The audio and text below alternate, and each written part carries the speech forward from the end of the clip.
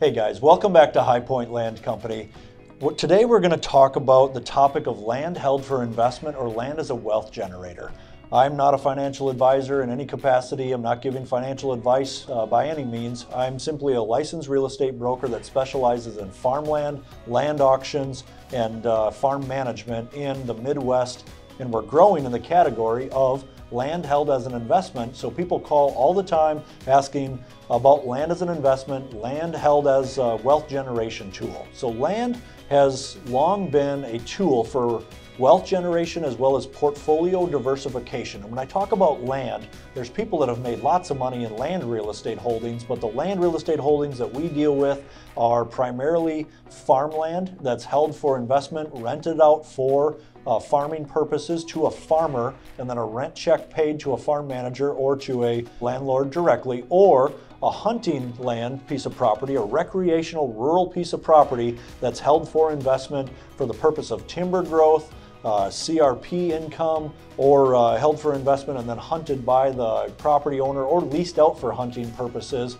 by the owner, held for a long enough period to be held for investment and then exchanged into another piece, or just held for the long-term appreciation that land has experienced in the last forever in the United States. It's always gone up and down. The ups have equaled higher than the downs, in many cases higher than the general appreciation of the stock market over time. So land held as an investment in the farmland category, in the recreational category, in the Midwest where we specialize in land, or in ranches in the West, that land held for investment has gone up in value over time. So land as a wealth generator is a little bit different tool as an investment, because the simple fact that you get to own something tangible, it's land. It's not going anywhere more than likely.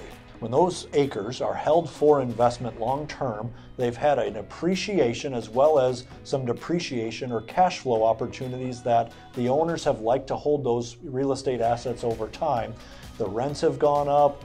The drain tile can be depreciated, the fencing, the terracing in some cases, the minerals built up or the fertility built up in those properties in some cases, the buildings on those properties, they can all be rented out more than likely or have tax advantages for the long-term hold of that real estate asset. So what we're seeing with folks that are buying farmland or buying hunting land, they're using it as a piece of their portfolio, not all of it, but a piece of their portfolio that gives them diversification to buy into that farmland or into that recreational land asset, hoping that it's going to continue to go up, hoping that it's going to be desirable in the future, as well as hoping that it is going to appreciate in value as it has done for a very, very long time in the United States.